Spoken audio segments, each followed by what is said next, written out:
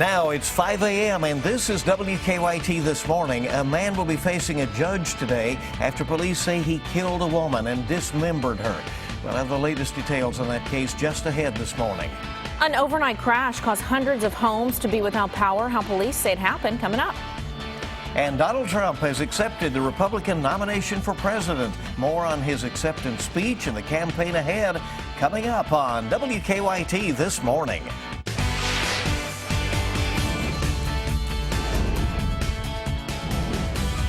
This is WKYT This Morning. Good morning. Welcome into you. It's Friday. I'm Rebecca Smith. I'm Bill Bryant. So good to have you on WKYT. A lot of people have been looking forward to the weekend, and so is the heat. It's arriving just right on time. Yeah, it is, Micah. Some of us late to the party, but not the heat. Not the heat. Yeah, we've been talking about these splash water parks and all these waterways trying to get in the pool, lakes, rivers. We've been talking about it all morning, and it's only sitting here at 5:01. So we're pretty excited about trying to find some relief in the forecast. I'll tell you this. There's our relief naturally. It's up toward, say, Illinois and also Indiana, heading toward really western Kentucky. But what it's going to do is throw a bit of energy, at least around our region. And when I say our region, I'm talking about if you're watching right now, that's our region. So what that means for us, starting off in the 60s and 70s, we'll finish off lower 90s. There will be plenty of heat, plenty of moisture for a thunderstorm or two to pop up later on this afternoon. And there'll be some heavy rain falling out of those if you are under those. Remember, most of us stay dry today, but we can't rule out passing shower storm. So the heat remains with us. It actually gets a little bit worse. But the addition of storms will be in the forecast. And we're going to get into that with your weekend forecast coming up. All right, let's keep track of, and we'll see you in just a bit with that. Well, today a man will face a judge after a very gruesome crime that happened in a Lexington neighborhood. Yeah, police say 24-year-old Patrick Jones killed his ex-girlfriend, 20-year-old Haley Bourgeois, then dismembered her body. WKYT's Mark Barber is live with more on Lexington's 12th homicide of this year. Mark? Good morning, Bill. This morning we have obtained new court documents that provide a few new details about this case. In that police report, officers say that they learned about the murder because Patrick Jones told one of his friends that he had killed his ex-girlfriend.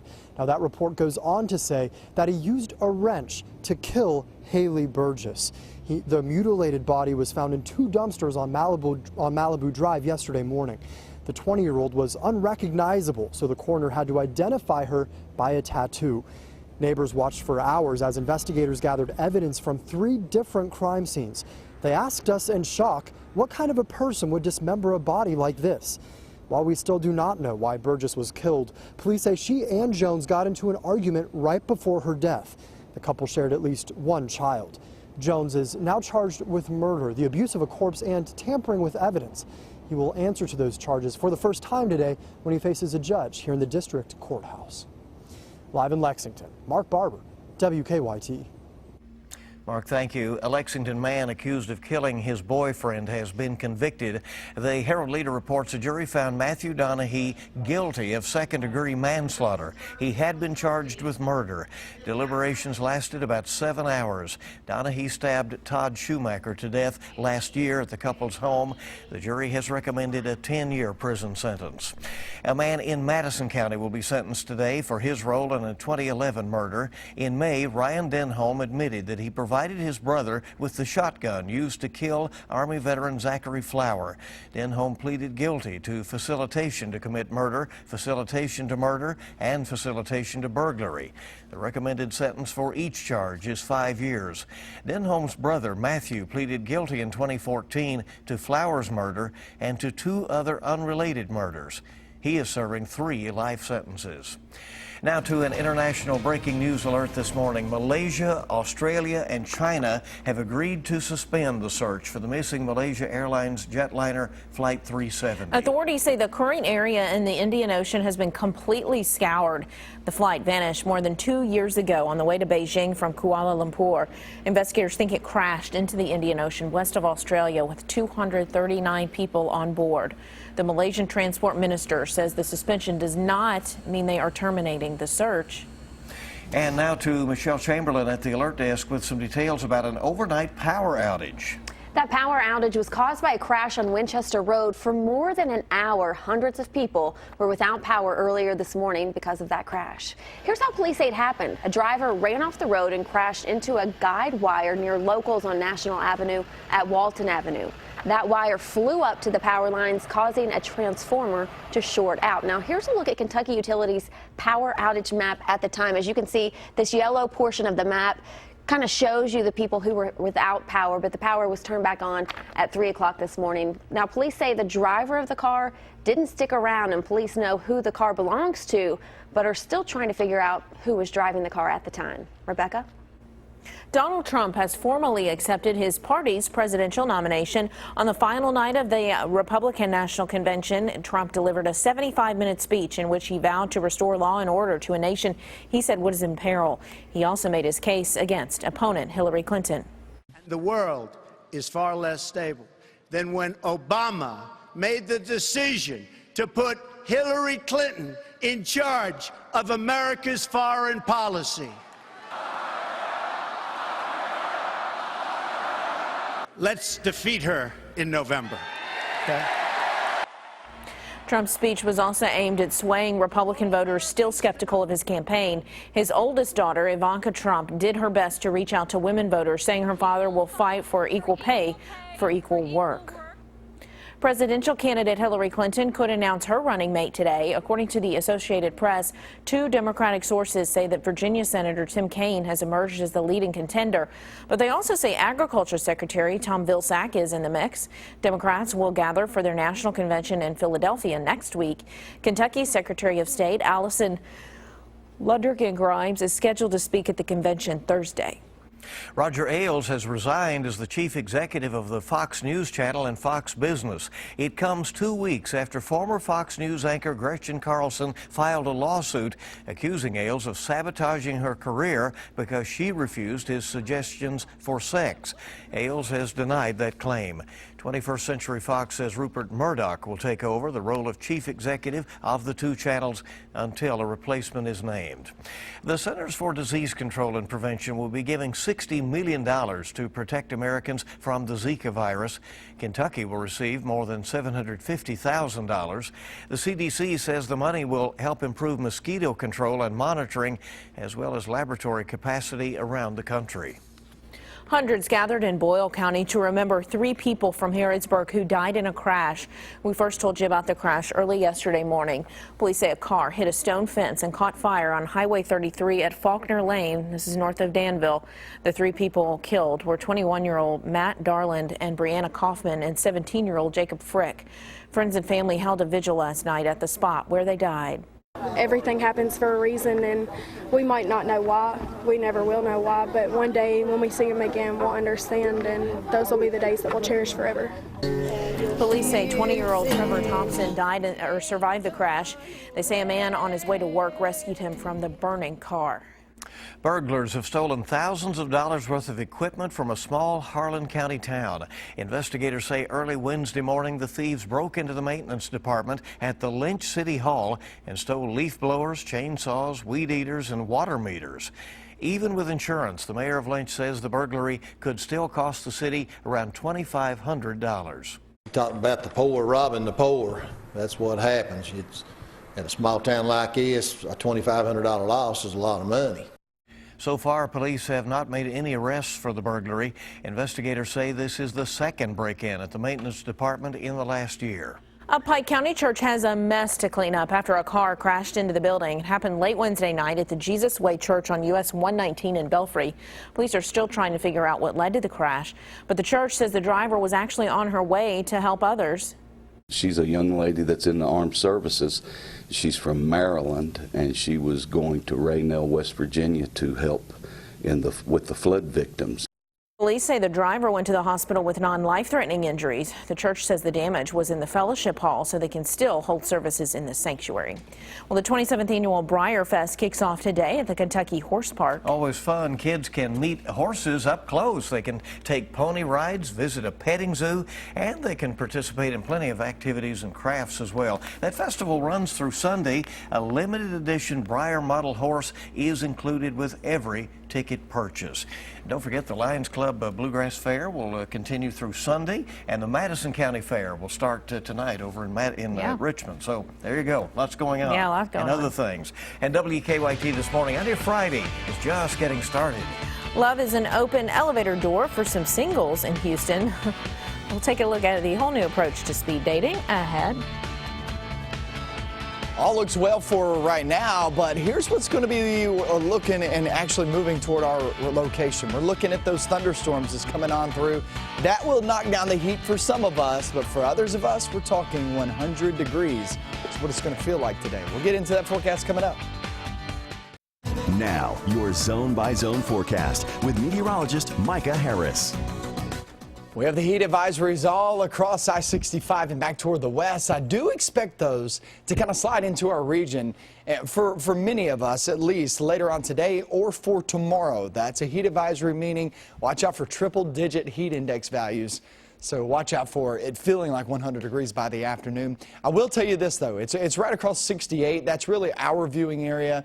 Is really 68, those 4 counties. You go from Washington to Marion to Taylor, down toward Adair, and then some up toward the north, AA Highway, 71, 64. Those are areas that have that heat advisory. And like I said, it could be extended over toward the east. We don't put out these advisories. It's from the National Weather Service and Louisville and also Jackson. Jackson not putting them out just yet, but we'll see if they do. One thing that we need to watch very closely, could we be saved by a few rumbles of thunder? When's the last time I've said that? Saved by a few rumbles of thunder. I mean, once we get these thunderstorms rolling on in here, they'll be strong. I mean, you're going to have a lot of lightning, also some very heavy downpours. But severe weather, no widespread severe weather expected. Could there be a stray cell? Absolutely. I mean, we're talking about heat like this and moisture like this. There's no doubt there's that possibility. But this energy is heading toward Owensboro. Now, I will tell you this. As it gets toward the state of Kentucky, just because it's over in western Kentucky does not mean we're not going to be affected by that. There could be some developing back toward the east of that line right there associated with that system. So there is that possibility. We'll need to be watching that closely because I do expect at least a couple of rumbles of thunder by the afternoon off into the evening hours. We just got to keep a close eye on those as they pass on through. But what they'll do, if you get a thunderstorm over you, I'm telling you, a lot of lightning, yes, heavy downpours, yes, but it will cool you off. And you might be welcoming it with open arms like I am. I probably still need some rain on my yards, and also it'd cool us off just a bit. A few storms around there for the weekend, too. Carbon copies of each other. I would say Saturday is a little better opportunity of rain than Sunday. But nonetheless, neither one of them are washouts, just a couple of rumbles here and there, hit and miss. Heat index near 100 degrees for both of those days. So now through Sunday, watch out for a heat index near 100 degrees. Some of us could be a little bit higher than that, but like I was talking about, guys, finally storms are now in the forecast. And, you know, most people don't really want storms, but when you have 100, maybe even 103, 104 degrees outside, the way it feels, you're probably thinking, yeah, bring on the rain. A little relief. Yeah, absolutely. If it cools you off for just a little while, there you go. It's a little better. Thank you, Micah. Coming up on 5:16. Singles in Texas are looking for love in elevators. In Houston, they're taking speed dating to a whole other level, or maybe just another floor. It's called Love in an Elevator, after the Aerosmith song. Right. Singles speed date in their own glass hotel elevator. It's designed to get couples close. The coordinator for the elevator dating says couples quickly figure out if they connect or if they want to move on. I like how they keep it in a nice glass type of elevator, you know, so no funny business going on in there. Right. Just getting to know each other. Everybody can watch and render their own judgments, maybe support the couple or say, you know, not him, not her, right? Okay, 5:16 on WKYT on your Friday morning. Good to have you with us. That weekend is rolling our way, or we're rolling toward it, right? Yeah, rolling at warp speed. We've got to look at your money. Good news for retailers about back-to-school shopping and a new way to watch some basketball games. I'm Karina Mitchell with those stories coming up in your CBS Money Watch report. Hey, good morning. Welcome back in. WKYT this morning on the air on your Friday. It's 5:20 right now. A General Motors recall and back-to-school shopping starts. It is that time, isn't it? And a new way to watch the NBA exhibition games. Karina Mitchell has the latest on your money. General Motors is recalling more than 300,000 Chevrolet Impala sedans in the U.S. and Canada. The front of the passenger seat could rub against wires, causing the airbag to fail. Some 2009 and 2010 models are affected. GM says 2 crashes and 2 injuries may be related to the problem. Investors will wait to see if markets can turn around after closing lower on Thursday. The Dow dropped 77 points while the Nasdaq lost 16. The National Retail Federation says families are expected to spend about $8 billion more on back-to-school shopping this year. Their annual survey reports K through 12 and college spending will jump to an estimated $76 billion, adding consumers are willing to spend more but still want bargains. And the NBA will live stream basketball exhibition games between the U.S. and other countries leading up to the Rio Olympics. Fans can watch 9 games from the U.S. men's and women's teams. The first will be streamed tonight on the NBA's and USA Basketball's Facebook pages for free with no commercials. And that's your Money Watch. For more, log on to CBSMoneyWatch.com. In New York, I'm Karina Mitchell. Thank you, Karina. We appreciate all the updates, and it's good to have you with us. Friday morning on WKYT, a summer day on the way. Don't forget about that. Prepare accordingly. Yes, and a summer weekend. Yay. Yeah. Fun times. Sports is up next. Coming up next, it is all about football. Mark Stoops addresses the Lexington Rotary Club. Matty Mock is the new quarterback for the EKU Colonels, but he does have competition. You'll hear from those guys coming up next.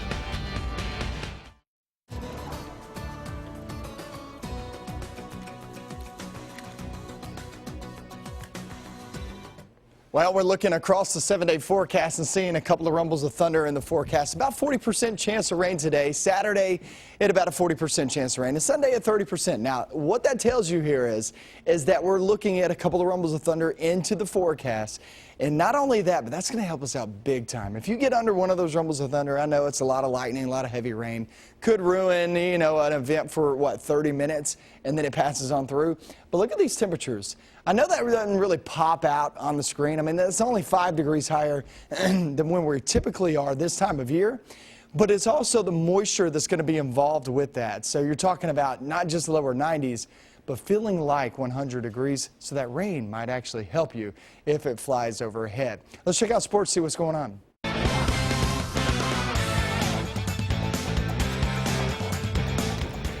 Mark Stoops speaking to the Lexington Rotary yesterday afternoon, but he started out his day with his team touring the new football training facility with his players. Stoops called the new building a game changer. He told the Rotarians it was overwhelming. Stoops said his players deserve it, and yesterday was a lot of fun. It was really fun for myself and for our president and athletic director. Dr. Caputo was there, and of course Mitch was there, and it was a lot of fun. I think we all feel very proud and very happy for the players because they've been through a lot. They've worked hard. They're good kids, and we promised them that, a lot of them, when we were recruiting them, and to see it come to fruition and get in there, it's surreal, to be honest with you, because it's just been so long. We've been dealing with it for a while.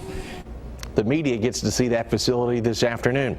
It's 3 years down the road, but Toledo will be the home opener for the Wildcats in 2019. The two schools have never met on the football field, and after the opener, the Cats will go on the road to Eastern Michigan. Missouri transfer Matty Mock is now at EKU, and he hopes to complete his college football journey like former Colonel Noah Spence. Like Spence, who played at Ohio State, Mock was dismissed from his Missouri team. He lands at EKU with a chip on his shoulder, hoping to prove the naysayers wrong, and like Spence, Mock hopes to land himself in the NFL. Watching what he did, laid low, still did what he did best, was play football, and got a second chance and made the most of it, and now he's a second-round draft pick and he's making money. That's the very exact thing I want to do. Whether it's playing in front of a packed house here at Roy Kidd or playing in front of 100 and something thousand in a different stadium, or in front of 100 people, it doesn't matter. Doing the things that matter most, of controlling the controllables, that's what's going to help Matty, every other guy on our team, be the best player that they can be. And that is a look at sports. Enjoy your Friday.